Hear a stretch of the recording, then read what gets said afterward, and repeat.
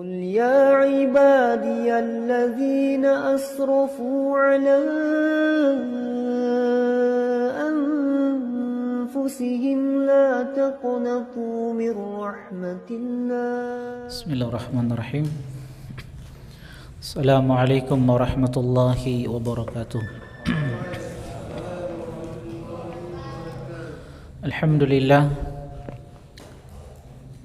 لله الكريم المنان ذي الفضل والإحسان الذي هدانا للإيمان، والصلاة والسلام على نبينا محمد النبي العدنان وعلى آله وصحبه ومن تبعهم بإحسان إلى يوم الدين. أما بعد، يا أيها الذين آمنوا اتقوا الله حق تقاته ولا تموتن إلا وأنتم مسلمون.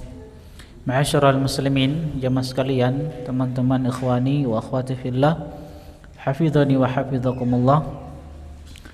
Di malam yang berbahagia, di tempat yang penuh berkah, kita masih diberikan kekuatan oleh Allah Subhanahu wa taala untuk sama-sama kita melanjutkan kajian rutin kita dari pembahasan kitab Fiqh Sirah An-Nabawiyah, mendulang hikmah dari perjalanan hidup manusia yang terbaik, Rasulullah sallallahu alaihi wasallam. Salat dan salam semoga senantiasa tercurahkan kepada manusia yang terbaik, Nabi kita Muhammad sallallahu alaihi wasallam, pada keluarganya, istri-istrinya, sahabat-sahabatnya, dan orang-orang yang istiqomah di dalam meniti jalan beliau sallallahu alaihi wasallam sampai akhir zaman. Ma'asyiral muslimin, teman-teman sekalian, ikhwani wa akhwati fillah, hafizani wa hafizakumullah. Kita akan masuk bab yang kelima. Di dalam kitab ini penulis menyebutkan tentang menawarkan Islam kepada beberapa kabilah hingga peristiwa hijrah. Pada pertemuan sebelumnya telah kita selesaikan satu pembahasan tentang mukjizat terbesar yang Allah berikan kepada Nabi-Nya Muhammad sallallahu alaihi wasallam, dan ini juga sekaligus hiburan bagi beliau sallallahu alaihi wasallam ketika beliau dihadapkan dengan peristiwa-peristiwa yang menyedihkan beliau, dari wafatnya paman beliau Abu Talib, kemudian disusul dengan kematian istri tercinta yang selama ini menopang dakwah beliau sallallahu alaihi wasallam, Khadijah radhiyallahu taala anha, yang kemudian beliau berdakwah di kota Taif dengan harapan bisa mendapatkan dukungan sehingga dakwah ini bisa tersebar. Namun yang terjadi, beliau sallallahu alaihi wasallam diusir, ditolak dakwah beliau, sehingga mukjizat yang terbesar ini Allah berikan kepadanya sallallahu alaihi wasallam, peristiwa Isra dan Mi'raj, untuk menguatkan Nabi sallallahu alaihi wasallam. Teman-teman sekalian rahimani wa rahimakumullah, di bab yang kelima ini penulis kitab ingin menyebutkan kepada kita tentang 4 peristiwa yang dialami oleh Nabi sallallahu alaihi wasallam. Pertama, semangat Nabi sallallahu alaihi wasallam di dalam mendakwahkan Islam ini. Buktinya ketika orang-orang Arab datang ke Mekah untuk melaksanakan ibadah haji, maka Nabi sallallahu alaihi wasallam terus menyampaikan Islam dengan harapan ada orang-orang yang bisa menolong dakwah beliau sallallahu alaihi wasallam. Dan ini beliau tawarkan kepada kabilah-kabilah yang datang ke Makkah ketika itu, yang ingin melaksanakan ibadah haji. Dan kita tahu bersama bahwa ibadah haji ini merupakan warisan dari Nabi Ibrahim alaihi salam, yang ini terus dijaga oleh orang-orang Arab. Walaupun kita katakan ibadah haji yang mereka lakukan itu telah bercampur dengan kesyirikan, dan ini ada pada talbiyah mereka, sehingga momen ini, musim haji ini, dimanfaatkan oleh Nabi sallallahu alaihi wasallam untuk berdakwah Nabi SAW kita tahu adalah orang yang begitu semangat di dalam menyampaikan kebaikan. Beliau orang yang tidak mudah pesimis di dalam menyampaikan kebaikan. Walaupun cobaan demi cobaan beliau hadapi dari orang-orang Quraisy, dari orang-orang terdekat beliau sallallahu alaihi wasallam, tapi beliau tetap bersemangat di dalam menyampaikan Islam yang mulia ini. Dan terbukti ada beberapa orang yang merupakan pemuka satu kaum menerima dakwah Nabi sallallahu alaihi wasallam, dan akan disebutkan oleh penulis kitab ini. Jadi peristiwa pertama semangat Nabi SAW di dalam menyampaikan kebaikan. Ini pembahasan pertama tentang semangat Nabi SAW di dalam menyampaikan dakwah kepada kabilah-kabilah yang datang ke Mekah atau kepada pemuka-pemuka agama. Beberapa orang yang dilihat oleh Nabi SAW punya kekuatan, punya power di dalam menyampaikan Islam. Pembahasan kedua tentang Baiat Aqabah yang pertama.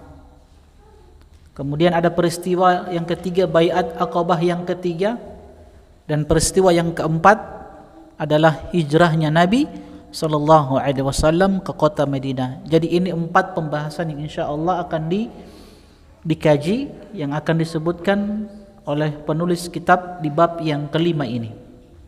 Ma'asyiral muslimin, teman-teman sekalian, ikhwani wa akhwati fillah, hafizani wa hafizakumullah.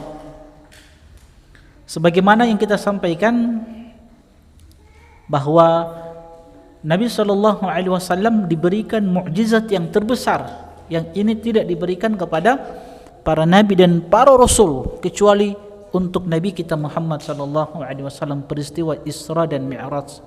Setelah beliau mengalami beberapa peristiwa yang menyedihkan.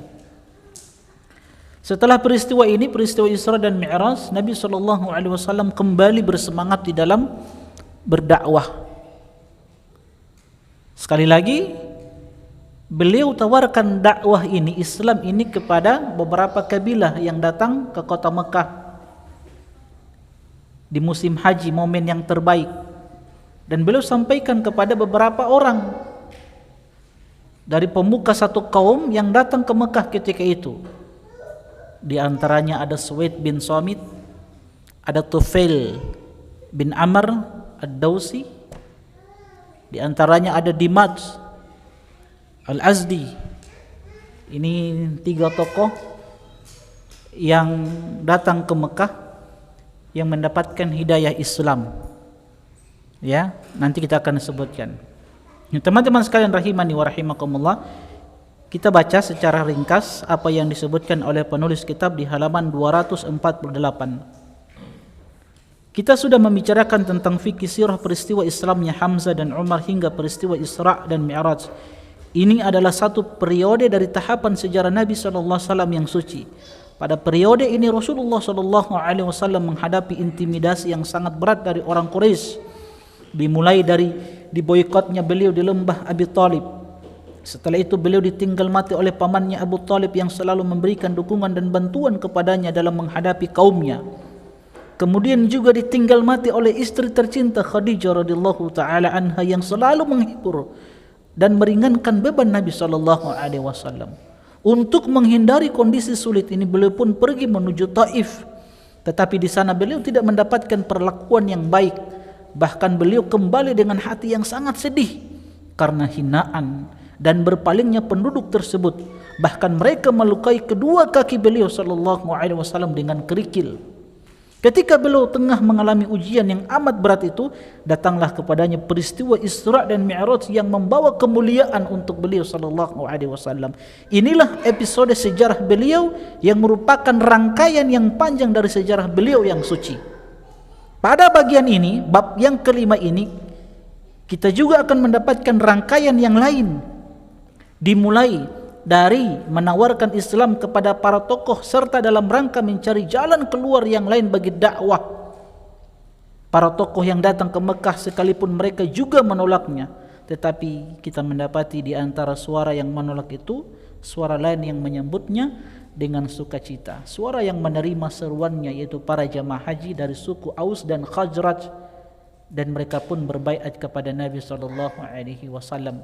Ini Aus dan Khazraj ini dua kabilah terbesar yang ada di kota Yathrib, di kota Madinah. Yang kita tahu bersama, dua suku ini bertahun-tahun lamanya mereka berperang saling membunuh sebelum datangnya Islam ke kota Madinah.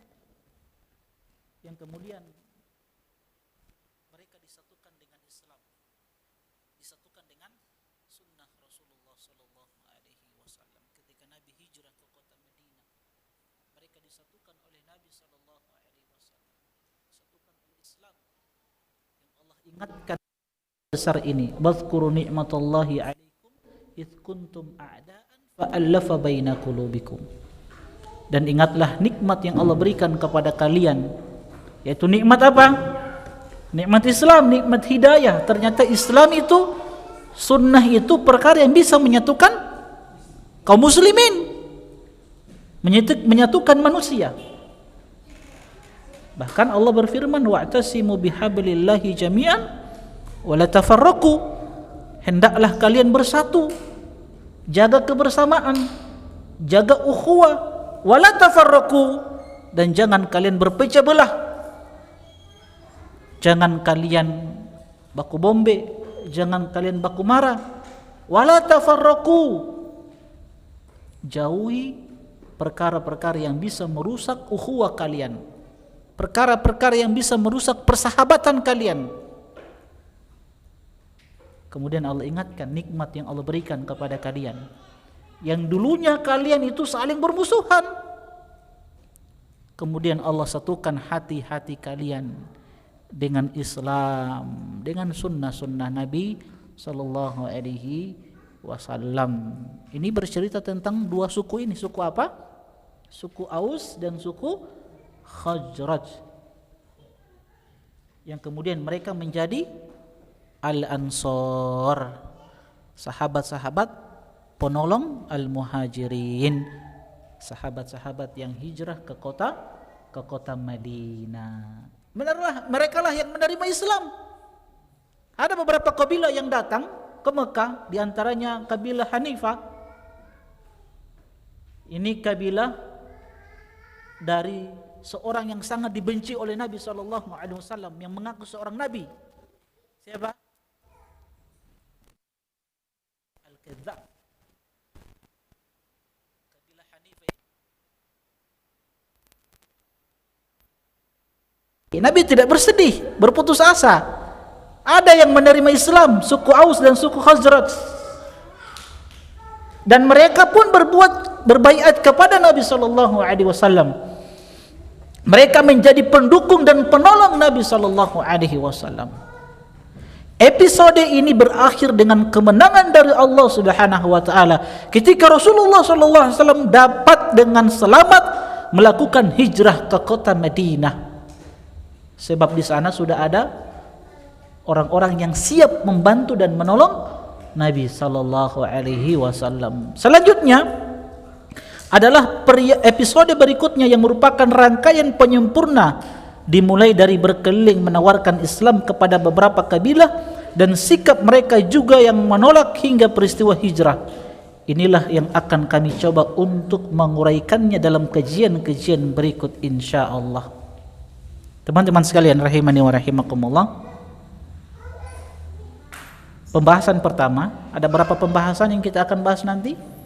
4. Pertama, tawaran Nabi SAW kepada kabilah-kabilah atau kepada tokoh-tokoh, pemuka-pemuka kaum ketika itu, tawaran Islam kepada mereka.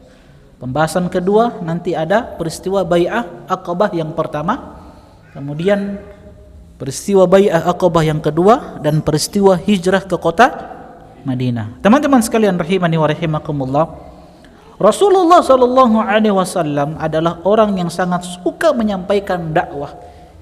Jadi api semangat Nabi sallallahu alaihi wasallam itu terus berkobar di dalam menyampaikan dakwah. orang yang tidak pantang menyerah Nabi sallallahu alaihi wasallam. Inilah contoh panutan hidup kita Nabi sallallahu alaihi wasallam. Karena memang Allah sudah sebutkan di dalam Al-Qur'an, laqad kana lakum fi Rasulillahi uswatun hasanah. Jadi telah ada pada diri Nabi sallallahu alaihi wasallam untuk kita uswah hasanah. Suri tauladan yang baik, contoh yang baik di dalam kehidupan dunia ini. Bagaimana Nabi berdakwah, bagaimana Nabi sallallahu alaihi wasallam bermuamalah, akhlak Nabi sallallahu alaihi wasallam. Jadi semua kita ambil dari Nabi sallallahu alaihi wasallam. Bagaimana semangat Nabi di dalam menyampaikan kebaikan, kebenaran. Setiap ada delegasi dari kalangan masyarakat Arab yang memiliki jabatan dan kedudukan, beliau pasti mendakwahkannya dan menawarkan ajarannya. Ini juga perlu kita ketahui teman-teman sekalian. Di dalam berdakwah kita juga harus pertimbangkan maslahat dan mudarat. Jadi Nabi melihat ada beberapa orang yang Nabi berharap orang ini bisa menerima Islam dan menyampaikan Islam kepada kaumnya. Orang yang punya apa? Jabatan dan kedudukan. Maka setiap ada orang yang datang, kita harus pintar di dalam menilai orang tersebut. Kalau kita lihat ini orang punya jabatan, kedudukan, maka kita dekati dan kita sampaikan kebaikan. Tujuannya bukan apa? Bukan untuk mendapatkan secul dari kenikmatan dunia, bukan. Tapi bagaimana Islam ini, sunnah ini bisa diterima dan bisa disampaikan. Jelas ya? Dan itu yang dilakukan oleh Nabi SAW. Nah, di antara mereka ada yang menerima. Yang pertama siapa? Suwaid bin Samit. Suwaid bin Samit ini kana syairan labiban min sukani Yathrib. Beliau ini adalah seorang yang sangat cerdas. Seorang yang berasal dari Yathrib, dari Madinah. Orang-orang menjuluki beliau sebagai Al-Kamil. Yusammihi qaumuhu Al-Kamil. Jadi di kaumnya beliau ini dijuluki sebagai Al-Kamil, orang yang sempurna. Karena kecerdasan beliau, karena beliau orang yang punya kedudukan, ya, ketangguhannya yang luar biasa. Beliau seorang penyair, orang yang intelektual, masya Allah, berpendidikan. Satu hari beliau datang ke Mekah untuk melaksanakan ibadah haji dan umrah. Maka Rasulullah SAW datang kepada beliau dan menawarkan Islam. Kita tahu bersama bagaimana permusuhan orang-orang Quraisy terhadap apa yang dibawa oleh Nabi SAW. Jadi orang-orang Arab yang datang ke Mekah ketika itu, untuk bagaimana orang-orang Arab ini tidak menerima dakwah Nabi, menolak dakwah Nabi, apa yang dilakukan oleh orang-orang Quraisy ketika itu? Di pintu gerbang Mekah mereka tunggu orang-orang Arab. Jadi sebelum masuk Mekah, jadi orang sewanti-wanti ini orang-orang Arab yang datang berkunjung ke Mekah untuk melaksanakan ibadah haji. Dorang ingatkan bahwa hati-hati, di dalam ini ada seorang yang disebut dengan Muhammad, innahu majnun, dia ini orang gila. Jadi dorang wanti-wanti, dorang ingatkan hati-hati ya, kalau mau masuk Mekah, hati-hati ada Muhammad di sini, dia ini orang gila, hati-hati kalian. Jadi memang dorang takut-takuti ini masyarakat Arab ini. Tapi justru ini jadi iklan gratis. Jadi iklan gratis ya. Jadi mereka takut-takuti sehingga orang penasaran. Di antaranya yang dapat hidayah siapa? Tufail. Setelah ini Tufail bin Amr ad-Dausi yang telah kita sampaikan pada pertemuan sebelumnya. Karena beliau ini penasaran. Orang gila di Mekah itu banyak. Tapi kenapa dia ini yang viral? Kenapa Muhammad ini yang viral? Kenapa menjadi rasul? Kenapa orang-orang Quraisy selalu memperbincangkan dia ini? Ada apa dengan dia ini, Muhammad ini? Makanya Tufail bin Amr Dausi dia penasaran. Walaupun saat itu dia tutup DP talinga dengan apa? Dengan kapas. Karena Muhammad ini digambarkan seakan-akan sosok yang menakutkan. Ya sebagaimana keadaan kaum muslimin saat ini. Orang yang berusaha untuk mengamalkan sunnah-sunnah Nabi digambarkan dengan sosok yang menakutkan. Supaya apa? Ya orang-orang menjauh dari dakwah yang mulia ini.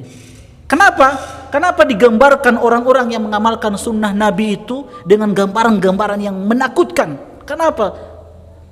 Supaya orang tidak mau menerima sunnah ini. Karena konten dakwahnya ini sulit dibantah oleh mereka. Karena yang kita sampaikan ilmiah. Kalau Allah, kalau Rasul, kalau sahabat, Allah berfirman, Rasul bersabda, berkata para sahabat. Ucapan-ucapan yang mulia yang kita sampaikan ini, sehingga konten dakwahnya mereka tidak bisa bantah. Akhirnya apa? Untuk menjauhkan manusia, dibuat orang-orang ini takut dengan sunnah, dengan istilah-istilah yang menakutkan, wahabilah, terorislah, supaya orang takut. Ya tapi sebagian orang kan penasaran, orang kan mau cari tahu, masa orang belajar Al-Quran, hadis Nabi kok dibilang teroris, dibilang apa istilahnya ini, suka minum darah kaum muslimin, jadi zombie katanya. Orang kan penasaran. Dan alhamdulillah ternyata yang menerima sunnah ini orang-orang yang intelektual, masya Allah. Orang-orang yang tadinya memang memusuhi, tapi ketika dia dengar-dengar, oh ternyata yang disampaikan Allah berfirman, Rasul bersabda, para sahabat berkata, ternyata sesuatu yang baik yang disampaikan. Ini juga ternyata terjadi kepada beberapa pemuka kaum, di antaranya siapa? Suwaid bin Samit ini. Nabi menawarkan Islam kepadanya. Ketika Nabi mendekati orang tersebut, Nabi bersabda kepadanya, la'allal ladzi ma'aka mithlu ladzi ma'i. Nabi SAW berkata kepada orang ini, barangkali ada sesuatu yang ada padamu sama seperti apa yang ada pada diriku. Jadi orang ini berkata kepada Nabi SAW, ketika Nabi sampaikan Islam, dia katakan la'allal ladzi ma'aka mithlu ladzi ma'i. Ya, bisa jadi ada sesuatu yang baik pada dirimu, yang itu pun ada pada diriku. Maka Nabi SAW berkata kepada orang tersebut, wa mal ladzi ma'ak, kalau begitu apa sesuatu yang baik yang ada pada dirimu? Maka orang ini mengatakan, siapa? Suwaid bin Samit, hikmatul Luqman, hikmahnya Luqman. Tahu Luqman? Seorang hamba yang soleh, yang Allah abadikan di dalam Al-Quran. Bahkan ada satu surat namanya surat Luqman. Dia hamba yang soleh. Dia bukan seorang nabi, bukan seorang rasul, tapi dia adalah hamba yang soleh. Orangnya hitam, tapi karena ketaatan dia kepada Allah Subhanahu wa ta'ala, dia punya hikmah-hikmah yang luar biasa. Dikatakan hikmatul Luqman. Maka Nabi SAW dikatakan, i'ridha alayya, fa'aradaha. Nabi SAW mengatakan, coba tunjukkan kepadaku hikmah-hikmah Luqman itu. Maka ia pun menunjukkan kepada Nabi SAW. Maka Rasulullah SAW bersabda, inna hadzal kalama hasanun walladzi ma'i afdal min hadza. Masya Allah, ucapan yang engkau sampaikan ini ucapan yang bagus. Cuman ada yang lebih bagus dari ini, yang lebih utama dan lebih mulia dari ucapan ini. Apa itu? Al-Quran. Ternyata sesuatu yang diturunkan kepada beliau sallallahu alaihi wasallam, yang Allah turunkan kepadanya, yang ini merupakan huda, petunjuk dan cahaya, sesuatu yang membawa kepada kebahagiaan. Kemudian beliau sallallahu alaihi wasallam membacakannya dan mengajak orang itu masuk Islam. Tapi ketika itu Suwaid bin Samit ini tidak langsung masuk Islam. Ya, ketika beliau mendengarkan apa yang dibacakan oleh Nabi sallallahu alaihi wasallam kepadanya, dia tidak langsung masuk Islam. Ya, dia pulang ke kampungnya dulu. Tapi ketika dia mendengarkan apa yang dibacakan oleh Nabi sallallahu alaihi wasallam, maka dia mengatakan, inna hadzal qaula hasanun. Sesungguhnya ucapan ini Masya Allah ucapan yang bagus. Ucapan yang disampaikan oleh Nabi sallallahu alaihi wasallam. Tsumman sarafa anhu ilal Madinah. Setelah itu beliau pulang ke kota Madinah. Ternyata ketika beliau pulang ke kota Madinah, di sana masih terjadi apa? Perang antara suku siapa? Aus dan suku Khazraj. Maka beliau dikatakan oleh kaumnya, kami melihatnya bahwa ia terbunuh dalam statusnya sebagai seorang muslim. Inna lanarahu qutila wa huwa muslim. Ketika beliau pulang ke kota Madinah, kan di Madinah itu kan masih ada dua suku ini yang suka berperangnya. Kemudian beliau ikut berperang, tapi kaumnya mengatakan kami lihat beliau terbunuh dan dia dalam keadaan Islam. Sehingganya para ulama masih berselisih apakah beliau ini sahabat atau tidak. Siapa? Suwaid bin Samit. Yang kedua, ini tokoh pertama yang menerima Islam.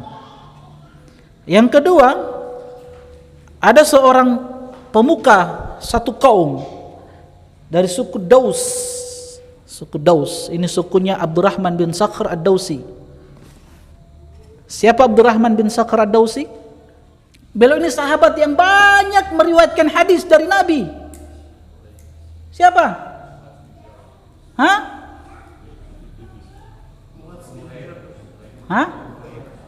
Abu Hurairah radhiyallahu taala anhu. Tufail bin Amr ad-Dausi. Beliau ini adalah satu tokoh yang sangat ditaati oleh kaumnya. Ketika beliau berada di Mekah, semua tokoh Quraisy menemui beliau dan mewanti-wanti agar hati-hati terhadap Rasulullah sallallahu alaihi wasallam. Maka Tufail bin Amr ad-Dausi ini berkata, mereka terus mengingatkanku tentang Muhammad ini, sehingga aku pun bertekad tidak akan mendengarkan ucapan Muhammad sampai-sampai aku tutup telingaku dengan kapas. Suatu hari, suatu pagi, kata beliau, fagadautu ilal masjid. Maka aku pun pergi ke masjid. Aku pergi ke masjid. Fa idza Rasulullah sallallahu alaihi wasallam qa'imun yusalli. Aku dapati Nabi sallallahu alaihi wasallam sedang berada di Ka'bah dan tengah berdiri mengerjakan salat. Aku pun mendekati Nabi sallallahu alaihi wasallam dan ternyata Allah Subhanahu wa taala menginginkan agar aku mendengarkan sebagian bacaan Rasulullah sallallahu alaihi wasallam. Nabi salat kan membaca Al-Qur'an. Ternyata memang Allah takdirkan aku mendekati beliau sallallahu alaihi wasallam dan ternyata ada beberapa ucapan Nabi sallallahu alaihi wasallam yang itu masuk ke telingaku. Kemudian aku berkata, Masya Allah, ini adalah fasami'tu qaulan hasanan. Ini Masya Allah ucapan yang sangat bagus ini. Ucapan yang bagus yang dibacakan oleh Muhammad ini, yang dorang bilang dia ini orang gila. Ini ucapan yang bagus. Akhirnya apa? Bergejolak di jiwanya ini. Masa orang yang bacaannya bagus dikatakan seperti ini, dijelek-jelekan. Sehingga apa dia katakan? Inni la rajulun labibun syairun ma yakhfa alayya al-hasanu minal qabih. Dia katakan pada dirinya, anak ini orang yang berpendidikan, anak ini penyair, anak ini punya filter, anak bisa bedakan mana kalimat yang bagus, mana kalimat yang buruk. Kok anak termakan dengan isu-isu mereka, dengan apa yang mereka sampaikan tentang orang ini? Coba anak mau dengarkan lagi. Nah, inilah orang yang berpendidikan ya, orang yang penasaran, dibuat penasaran. Tidak mungkin orang yang Masya Allah kalimat-kalimat yang dikeluarkan dari lisannya kalimat yang bagus, terus disematkan dengan gelar-gelar yang tidak bagus. Maka beliau katakan, lantas apa yang menghalangi aku untuk tidak mendengarkan ini? Maka beliau dekati Nabi sallallahu alaihi wasallam. Tufail bin Amr ad-Dawsi radhiyallahu taala anhu ketika mendengarkan beberapa bacaan dari Nabi sallallahu alaihi wasallam, maka ia pun mengikuti Nabi sallallahu alaihi wasallam. Dan beliau menceritakan apa yang beliau dengarkan dari orang-orang Quraisy tentang Rasulullah sallallahu alaihi wasallam kepada beliau. Maka beliau mengatakan, fa'arid alayya amrak. Sebenarnya apa yang terjadi denganmu wahai Muhammad sallallahu alaihi wasallam? Kenapa antum itu viral? Itu kalau bahasa kita. Kenapa antum itu jadi buah perbincangan oleh orang-orang Quraisy? Maka Nabi SAW ceritakan apa yang terjadi ke beliau SAW, dan beliau sampaikan dan jelaskan kepada Tufail bin Amr Dawsi radhiyallahu taala anhu tentang Islam. Dan Nabi SAW membacakan kepadanya beberapa ayat dari Al-Quran, sehingga Tufail bin Amr ad-Dawsi masuk Islam. Masuk Islam langsung di hadapan Nabi sallallahu alaihi wasallam. Setelah beliau bersyahadat masuk Islam, beliau katakan kepada Nabi sallallahu alaihi wasallam, "Ya Nabi Allah, wahai utusan Allah, wahai Nabi Allah, inni mru'un muta'un fi qaumi wa inni raji'un ilaihim wa da'ihim ilal Islam." Aku ini adalah tokoh yang ditaati oleh kaumku, dan aku akan kembali kepada kaumku. Fada'ullaha an yaj'ala li ayah takunu aunan alaihim fima ad'uuhum ilaihi. Lantas beliau katakan kepada Nabi SAW, berdoalah kepada Allah agar dia Allah Subhanahu wa taala menjadikan untukku ayah, tanda atau karomah. Ketika aku pulang ke kaumku menyampaikan Islam, mereka bisa menerima dakwahku. Maka Allah kabulkan permintaannya. Tanda yang Allah berikan kepada beliau itu cahaya yang ada di antara dua mata beliau. Diberikan cahaya di antara dua mata beliau. Namun Tufail bin Amr ad-Dawsi ini kembali meminta kepada Nabi SAW, berdoa agar kalau bisa jangan berikan cahaya di wajahku. Nanti orang-orang di kampungku lari nanti orang bilang anak murtad. Dan beliau minta agar cahaya itu dipindahkan di cemeti beliau yang dia pakai ketika beliau menaiki kendaraannya. Ada cemeti yang dipakai untuk bakpukul. Di ujungnya itu ada cahaya. Beliau pulang ke kampungnya.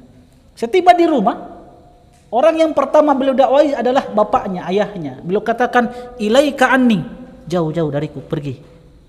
Sesungguhnya aku sudah masuk Islam. Tapi bapaknya mengatakan, dinuka dini, agamamu adalah agamaku. Akhirnya beliau masuk Islam. Karena beliau kan pembuka, tokoh yang ditaati oleh kaumnya. Makanya bapaknya masuk Islam juga. Pulang dia ke rumah, Dia katakan kepada istri, ilaiki ani, jauh-jauh dariku. Ana sudah masuk Islam. Jangan dekat-dekat. Ternyata beliau ini lagi jos-jos ya. Lagi semangatnya. Keras beliau. Ya, pemuka satu kaum punya kekuatan. Jadi orang yang mendekat disuruh jauh. Ana sudah masuk Islam. Jangan dekat-dekat. Langsung istrinya bilang apa? Dinuka dini. Agamamu agamaku. Masuk Islam juga. Dia dakwahi ke kaumnya. Tapi sebagian kaumnya, sebagian besar tidak ada yang menerima. Dia pulang lagi, bertemu dengan Nabi SAW. Bertemu dengan Nabi, disampaikan kepada Nabi bahwa ya Rasulullah, doakan agar kaumku ini bisa menerima Islam. Maka Nabi berdoa, Allahumma hdi Dausan, ya Allah berikanlah hidayah kepada suku Daus. Tapi Nabi pesankan, warfuq ilaihim, tapi antum harus berbuat lembut kepada mereka, karena dia ini keras. Ya maklum orang-orang yang baru semangat dapat hidayah ini sama dengan antum. Kalau awal-awal dapat hidayah sunnah, jos-jos toh semua antum hantam. Nabi katakan, coba berbuat lembut kepada mereka. Ya, jangan terlalu keraslah dengan mereka, berbuat lembut. Akhirnya dia pulang. Nabi sudah berdoa, Allahumma hdi Dausan. Nah, salah satu orang yang dapat hidayah adalah sahabat Abdurrahman bin Sakhr ad-Dausi, sahabat Abu Hurairah radhiyallahu taala anhu. Seorang yang banyak meriwayatkan hadis dari Nabi SAW. Bayangkan pahala yang didapatkan oleh siapa? Tufail bin Amr ad-Dausi. Jadi pahala-pahala yang didapatkan oleh Abu Hurairah itu juga mengalir kepada Tufail, karena beliau sebab yang dengannya Abu Hurairah dapat hidayah Islam. Jadi pahala-pahalanya juga mengalir sama Tufail. Bayangkan, Masya Allah, yang dihafal oleh Abu Hurairah dari hadis Nabi itu ribuan, banyak. Kemudian itu diamalkan, disampaikan kepada kaum muslimin sampai ke kita, sampai detik hari ini, sampai 4 orang ini hadis-hadis Nabi yang orang amalkan, sampai pahalanya juga mengalir sama sahabat ini, Tufail bin Amr ad-Dausi. Nah, ini juga pentingnya orang apa? Berdakwah, memberikan kebaikan kepada orang lain, tapi ikhlaskan. Ikhlas, harus ikhlas. Kalau tidak ikhlas, ya sia-sia apa yang orang buat selama ini, dari membangun masjid, mengadakan ta'lim. Kalau tidak ada keikhlasan, ya tidak ada pahalanya. Jadi di masjid ini alhamdulillah, kalau ada beberapa orang yang dapat hidayah disebabkan dia mengikuti kajian di tempat ini, Masya Allah, panitia kajian dapat pahala juga. Makanya semangat itu perlu keikhlasan juga perlu di refresh, diperbaharui. Itu keikhlasan, harus ikhlas, niat itu diperbaharui terus. Dalam berdakwah itu harus ikhlas ya. Jadi kalau tidak ikhlas, ya tidak ada manfaatnya. Cuci piring kalau cuma dipaksa, ya tidak ada pahala. Buat saraba kalau cuma paksaan, ya tidak ada pahala itu. Ya, harus ikhlas ya.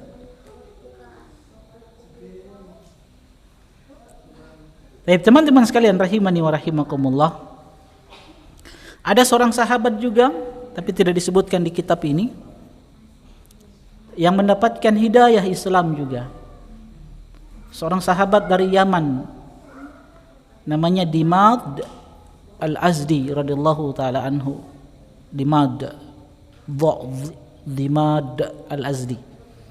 Ini orang Yaman, sama, dia ada urusan di Mekah, pergi ke Mekah. Diwanti-wanti oleh orang-orang Quraisy, hati-hati ada Muhammad di sini. Tapi Dimad ini Al-Azdi radhiyallahu taala anhu ini seorang peruqyah yang mengobati orang-orang gila, orang-orang yang kesurupan. Dengan izin Allah, orang-orang yang diobati itu sembuh.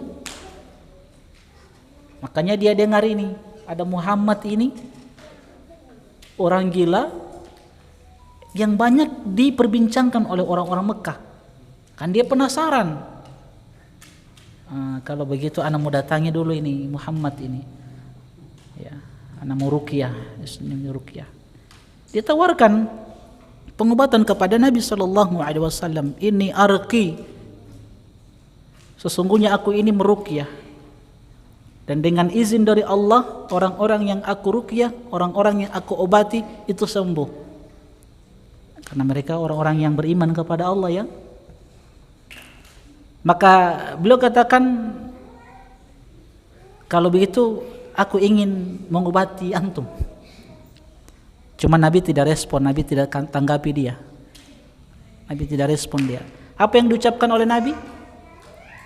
Khutbatul hajah, innal hamdalillah nahmaduhu wa nasta'inuhu wa nastahdi, dan seterusnya. Khutbatul hajah, pembuka dari kegiatan-kegiatan kita, ceramah kita. Itu didengar oleh siapa? Oleh Dimat Al-Azdi. Beliau katakan, qad sami'tu qaulal kahana wa qaula sahara wa qaula syair. Aku sudah mendengarkan ucapan para dukun, para penyihir, para penyair, tapi aku belum pernah mendengarkan kalimat-kalimat seperti ini. Beliau katakan, a'id kalimatika haula. Wahai Muhammad, coba ulangi kalimat-kalimat yang tadi. Nabi baca, innal hamdalillah nahmaduhu wa nasta'inuhu wa nastahdi wa na'udzu billahi min syururi anfusina wa min sayyiatina, dan seterusnya. Khutbatul hajah itu sebanyak 3 kali Nabi baca. Apa kata siapa? Dimat Al-Azdi ini, laqad balagna na'usal bahri.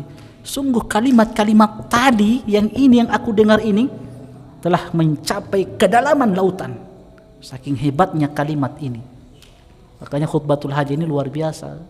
Kalau orang mau jabarkan kalimat atau khutbatul hajah ini, makna yang terkandung dalam kalimat ini luar biasa ini. Khutbatul hajah ini, dengan khutbatul hajah orang masuk Islam. Masuk Islam, dengar khutbatul hajah masuk Islam. Siapa? Dimat Al-Azdi, peruqyah, masuk Islam. Dia pun mengikrarkan keislamannya di hadapan Nabi sallallahu alaihi wasallam. Makanya pentingnya orang ini belajar bahasa Arab. Ya. Bagaimana bisa Al-Quran memberikan pengaruh, hadis memberikan pengaruh pada jiwa, kalau orang tidak paham. Makanya tujuan belajar bahasa Arab itu untuk apa? Wasilah untuk memahami Al-Quran dan hadis-hadis Nabi sallallahu alaihi wasallam. Makanya Imam Syafi'i mengatakan, man tabahhara fil nahwi ihtada illa kulil ulum. Siapa yang mendalami ilmu bahasa Arab, dia belajar nahwunya, dia belajar sorofnya, ihtada ila kulil ulum, maka dia akan dimudahkan oleh Allah untuk mempelajari ilmu-ilmu yang lainnya. Jadi pintu-pintu ilmu terbuka di hadapannya dengan ilmu apa? Bahasa Arab. Antum baca Al-Quran khusyuk bisa menangis, bertemu dengan ayat-ayat yang berbicara tentang neraka, takut menangis. Dilewati ayat-ayat yang berbicara tentang surga, rindu, ya, kerinduan. Taib, ma'asyiral muslimin, teman-teman sekalian, hafizani wa hafizakumullah. Antum lihat di halaman 250 di paragraf terakhir. Sebagaimana Nabi SAW menawarkan Islam kepada para tokoh, beliau juga menawarkannya kepada beberapa kabilah yang mengunjungi Makkah dalam rangka haji dan umrah atau pada musim-musim tertentu, agar mereka mau menerimanya, mendukungnya dan menolongnya, dan beliau mengajak mereka kepada ajaran tauhid. Jabir bin Abdullah berkata, Rasulullah SAW menawarkan dirinya kepada orang-orang pada beberapa tempat seraya berkata, adakah seseorang yang membawa aku kepada kaumnya karena orang-orang Quraisy menghalangi aku untuk menyampaikan ucapan Rabbku? Beliau menanyakan setiap kabilah secara berantai seraya berkata, ya ayuhan nas, qulu la ilaha illallah. Wahai sekalian manusia, ucapkan la ilaha illallah tuflihu. Kalian akan beruntung. Kalian akan bahagia dunia dan akhirat. Ini dilakukan oleh Nabi sallallahu alaihi wasallam di pasar-pasar. Nabi ucapkan apa? Ya ayuhan nas, qulu la ilaha illallah tuflihu. Ucapkan kalimat tauhid ini. Kalian akan beruntung, kalian akan bahagia dunia dan akhirat. Tapi ternyata Abu Lahab, siapa Abu Lahab? Paman Nabi SAW. Paman Nabi, orang terdekat dengan Nabi SAW. Justru di belakangnya Nabi ikut-ikutan juga. Dia juga berdakwah. Dia katakan, innahu sobi kadhibun. Wahai sekalian manusia, orang ini sobi. Sobi itu artinya orang yang meninggalkan warisan nenek moyang. Murtad dia ini. Kadhibun, dia ini pendusta. Jangan dengar apa yang dia sampaikan. Itu dilakukan oleh Abu Lahab di belakang Nabi. Jadi Nabi sampaikan tauhid, ini Abu Lahab juga menyampaikan kebatilan dia. Bahkan Abu Lahab tidak hanya berkata buruk, ia juga menyakiti Rasulullah SAW secara fisik dengan melemparkan batu hingga kaki beliau yang mulia berdarah. Bayangkan, ini paman sendiri ini. Harusnya dia mendukung Nabi SAW. Rasulullah SAW hanya menghindar dan berpaling tanpa memperdulikan Abu Lahab. Jadi Nabi tidak respon orang ini. Nabi kasih biar, pengolah dia ini. Nabi tetap berdakwah. Nabi kasih biar orang ini. Ya. Jangan tanggapi orang-orang seperti itu. Ini juga hikmah nanti akan disebutkan oleh penulis. Kalau kita dihadapkan dengan orang-orang seperti ini, jangan digubris. Ya, jangan digubris. Di antara kabilah yang Rasulullah SAW menawarkan dirinya adalah, ini banyak kabilah-kabilah, antum baca sendiri saja. Apa hikmah yang bisa kita petik, ma'asyiral muslimin, ikhwani wa akhwati fillah, hafizani wa hafizakumullah. Pertama, kita lihat bahwa Rasulullah SAW mengajak manusia dengan cara membacakan ayat-ayat Al-Quran, seperti yang dilakukan terhadap Suwaid bin Samit dan Tufail bin Amr ad-Dawsi, yang kemudian masuk Islam seketika itu juga. Begitu pula dakwah beliau kepada beberapa kabilah. Begitu pula Mus'ab bin Umair ketika berdakwah di Madinah sebelum Rasulullah SAW hijrah. Beliau banyak membacakan Al-Quran ketika berdakwah. Al-Quran sungguh memberikan pengaruh yang sangat luar biasa bagi jiwa manusia. Ini hebatnya Al-Quran ini. Imam Bukhari meriwayatkan dari Jubair bin Mut'im, dia berkata, aku mendengar Rasulullah SAW membaca surat At-Tur pada solat maghrib. Ketika sampai pada ayat, apakah mereka diciptakan dari yang tidak ada atau mereka yang menciptakan diri-diri mereka sendiri? Kata beliau, kada qalbi an yatir. Ketika aku mendengarkan surat ini, ayat ini, itu hampir-hampir hatiku itu terbang. Ketika itu Jubair masih dalam keadaan syirik. Selain itu peristiwa inilah yang mengantarkannya beliau masuk Islam. Islamnya Umar ketika mendengarkan Al-Quran dibacakan, masuk hidayah di dalam hatinya. Jubair bin Mut'im, Tufail tadi bin Amr bin ad-Dawsi, Suwaib bin Samit, Fudail bin Iyad. Siapa yang tidak kenal dengan Fudail bin Iyad, yang dulunya seorang preman kelas kakap, bukan kelas teri, ini kelas kakap, preman luar biasa. Masuk Islam, dapat hidayah Islam, hidayah sunnah, jadi alim ulama. Tadinya preman, dia muslim, tapi hari-harinya diisi dengan keburukan. Antum tahu kan kisahnya, kisah yang ma'ruf ini, Fudail bin Iyad, seorang ulama besar ini. Suatu hari dia mencintai seorang gadis. Dia preman tapi masih bisa jatuh cinta. Ya, manusia biasa toh. Yang banyak kalau antum tidak jatuh cinta sama akhwat, aduh, bahaya. Apalagi sekarang, hati-hati ya, ada banyak film-film atau kartun-kartun yang harus kita berhati-hati darinya, khususnya untuk anak-anak kita ini. Jadi Fudail bin Iyad ini dia jatuh cinta pada seorang wanita. Di malam hari dia ingin panjat rumah wanita ini, ingin ketemu dengan wanita tersebut. Tiba-tiba so digenteng dia, so diloteng, dia mendengarkan ayat Al-Quran yang dibaca oleh penghuni rumah. dalam surat Al-Hadid kalau tidak salah, alam ya'ni lil ladzina amanu an takhsha'a qulubuhum li dzikrillah wa ma nazala minal haqq. Belumkah tiba waktunya untuk mereka tunduk kepada Allah Subhanahu wa taala, untuk hati-hati mereka takut kepada Allah dan untuk menerima kebenaran yang datang kepada mereka. Dia katakan sudah tiba waktunya untuk aku bertobat. Nah, dari situlah beliau menjadi alim ulama, belajar menuntut ilmu jadi alim ulama. Sampai sekarang ini, hari ini kita dengarkan, kita ambil kalimat-kalimat indah, nasihat-nasihat beliau yang luar biasa, Fudail bin Iyad rahimahullahu ta'ala. Cuman apa? Gara-gara dengar satu ayat di dalam Al-Quran. Ini hebatnya apa? Al-Quran ya, pengaruhnya luar biasa kepada jiwa.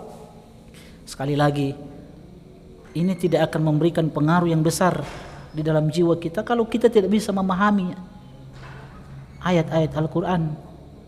Makanya penting sekali lagi untuk belajar bahasa Arab supaya betul-betul orang mau khusyuk. Minimal surat Al-Fatihah yang orang pahami, supaya betul-betul khusyuk di dalam sholat. Ya, kan kita kan diperintahkan untuk apa? Khusyuk di dalam sholat kita. Khusyuk, jangan sampai kita termasuk firman Allah, fawailul lil musallin alladzina hum an salatihim sahun. Celaka orang-orang yang salat dia tapi celaka. Salat tapi celaka. Ini untuk orang-orang yang punya prinsip yang penting salat. Yang penting salat ya.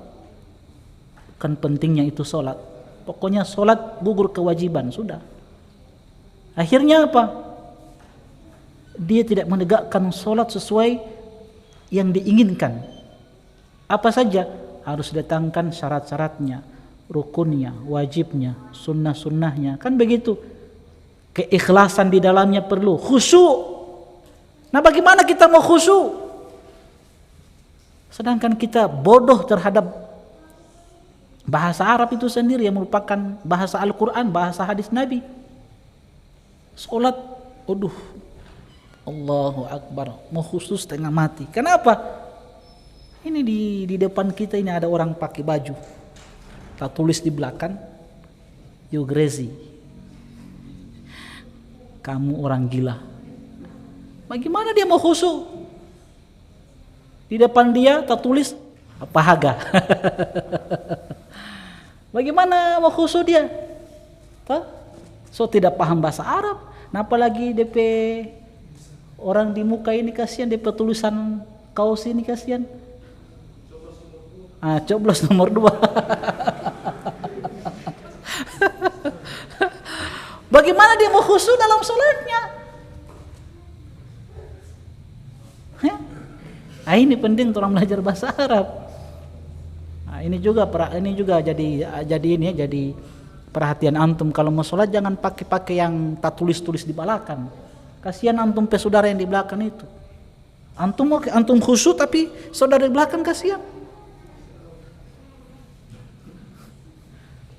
Antum juga berdosa. Kan begitu. Selain kisah Umar pada bagian terdahulu ketika ia mendengar awal surat Thaha dibacakan, beliau tertegun dan beriman setelah memukul adik dan iparnya sendiri. Berdasarkan penjelasan di atas, kita melihat bahwa orang-orang Quraisy sangat takut kepada Al-Quran. Mereka memperingatkan setiap orang yang datang ke Mekah agar tidak mendengarkan Al-Quran seperti pada kisah Tufail dan yang lainnya. Itu intinya, supaya mereka tidak dengarkan Al-Quran, karena Al-Quran ini sesuatu yang dahsyat. Kalau didengar bisa masuk Islam, karena mereka kan bisa bahasa Arab. Al-Quran turun dengan bahasa mereka.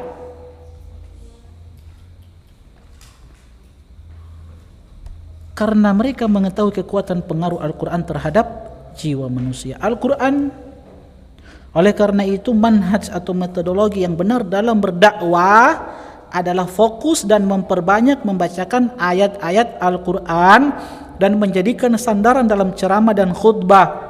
Ini juga jadi perhatian teman-teman sekalian.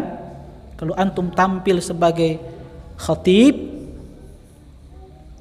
isi khutbah itu kalau boleh perbanyak dengan Al-Quran, ayat-ayat Al-Quran, perbanyak dengan hadis-hadis Nabi Sallallahu Alaihi Wasallam, ucapan para ulama, itu cukup. Tidak perlu dengan retorika yang indah. Al-Quran itu sendiri kalau didengar indah, bisa memberikan pengaruh pada jiwa. Tapi sangat disayangkan ya, kebanyakan orang dengar saat ini para penceramah di dalam menyampaikan ceramahnya lebih banyak isinya apa? Curhat, kisah-kisah khurafat yang tidak ada dalilnya, cerita-cerita yang tidak betul. Yang penting jamaah senang, jamaah terbahak-bahak tertawanya. Yang penting dorang senang. Kalau tidak begitu, tidak mau dapat undangan yang kedua kalinya. Nah, itu kan hati-hati. Sampaikan ayat-ayat Al-Quran, hadis-hadis Nabi Sallallahu Alaihi Wasallam. Menghindar dari ucapan-ucapan yang kosong dari kalamullah dan ucapan Rasulullah SAW, sekalipun itu bagus, tetapi kebaikannya sangat minim dan pengaruhnya juga sedikit. Wahai Muslim, Anda harus mengetahui kedudukan Al-Quran yang mulia ini, baik dalam membaca, mengikuti dan mengamalkannya. Pelajarilah hukum-hukumnya dan fokuskanlah dakwamu kepada manusia hanya kepada kalamullah, karena sangat jauh perbedaan antara kalamullah dengan ucapan manusia. Ucapan manusia itu biar dirangkai dengan kalimat-kalimat yang indah, dengan retorikanya yang indah, sehebat apapun retorikanya, debo tetap Al-Quran itu yang lebih indah. Makanya para ulama sering memberikan petua kepada kita, nasihat bahwa kalau mau berdakwah cukup sampaikan saja Al-Quran, hadis Nabi, ucapan para ulama, selesai. Cukup itu. Cukup. Di khutbah-khutbah ceramah 5 menit sampaikan saja Al-Quran, hadis Nabi dan ucapan-ucapan para ulama. Ya, apalagi kultum sampaikan ya 1 ayat 2 ayat, kemudian dipertegas, perkuat dengan hadis Nabi, kemudian ucapan para ulama, sudah selesai, tutup, selesai. Paham ya? Yang kedua, kita lihat juga ada di antara manusia yang sangat mudah dan cepatnya mereka menerima ajakan Nabi Sallallahu Alaihi Wasallam. Mereka hanya perlu mendengarkan beberapa ayat Al-Quran dibacakan kepada mereka dan melupakan semua perkataan yang mengingatkannya untuk tidak mendengar Al-Quran sekalipun diungkapkan dengan bahasa nasihat yang lembut. Walaupun orang bilang dengan bahasa yang lembut untuk menjauhi, untuk orang-orang meninggalkan Islam ini, menjauhi dari Islam ini, tetap hakikatnya itu adalah palsu dan batil. Allah berfirman, wa qul ja'al haqqu wa zahaqal batil innal batila kana zahuqa. Katakanlah yang benar telah datang dan yang batil telah lenyap. Sesungguhnya yang batil itu adalah sesuatu yang pasti lenyap. Soalnya kita lanjutkan pada pertemuan selanjutnya. Yang penting antum tetap semangat belajar, menghadiri majelis ilmu, dan selalu tanamkan dalam diri kita bahwa di sana ada keutamaan yang besar. Keutamaan yang besar bagi orang-orang yang senantiasa mendatangi masjid. Salah satu keutamaannya apa? Rasulullah sallallahu alaihi wasallam bersabda, "Thalathatun kulluhum dhaminun 'ala Allah." Ada 3 golongan manusia yang mereka ini mendapatkan jaminan dari Allah. In asha ruziqa wa kufiya. Kalau mereka diberikan umur yang panjang oleh Allah, mereka diberikan rizki dan kecukupan. Wa in mata, kalau mereka diwafatkan, dimatikan, kematian mendatangi mereka, adkhalahullahu jannah, maka Allah akan masukkan mereka ke dalam surga. Lihat, janji Allah, jaminan dari Allah. Kalau hidup diberikan rizki dan kecukupan, kalau diwafatkan, maka Allah akan masukkan dia ke dalam surga. Siapa saja 3 golongan manusia ini? Salah satunya yang disebutkan oleh Nabi SAW, man kharaja ilal masjidi fahuwa dhaminun 'ala Allah. Siapa yang keluar dari rumahnya menuju masjid, untuk apa dia duduk di masjid? Datang ke masjid untuk apa? Menegakkan ibadah. Salat 5 waktu, baca Al-Quran di situ, belajar, menghadiri majelis ilmu. Jadi tujuannya dia keluar dari rumah, datang ke masjid, walaupun dia berlama-lama di masjid. Yang penting tujuannya untuk apa? Menegakkan ibadah di dalamnya. Bukan baca cerita-cerita yang tidak ada faedah. Dia menegakkan ibadah. Itu kata Nabi, fa huwa dhaminun 'ala Allah, maka dia mendapatkan jaminan dari Allah Subhanahu wa taala. Jadi ini motivasi, penyemangat. Kalau mau datang di masjid, isi dengan perkara-perkara yang bermanfaat. Habis kajian, lagi nongkrong-nongkrong di masjid, kalau pembahasannya ilmiah bagus, untuk menambah keimanan tidak apa-apa. Kalau habis kajian cuma duduk-duduk di masjid, membicarakan hal-hal yang tidak bermanfaat, lebih baik pulang juga ke rumah. Apalagi so jaga bagi orang lain. Kalau pembahasan poligami bagaimana? Kan biasa begitu. Itu bermanfaat atau tidak bermanfaat? Bermanfaat. Kalau begitu tidak apa berlama-lama.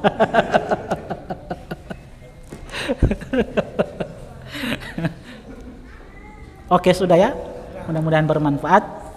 Kita tutup dengan doa kafaratul majelis. Subhanakallahumma bihamdik, asyhadu an la ilaha illa anta, astaghfiruka wa atubu ilaik. Assalamualaikum warahmatullahi wabarakatuh. قل يا عبادي الذين أسرفوا على أنفسهم لا تقنطوا من رحمة الله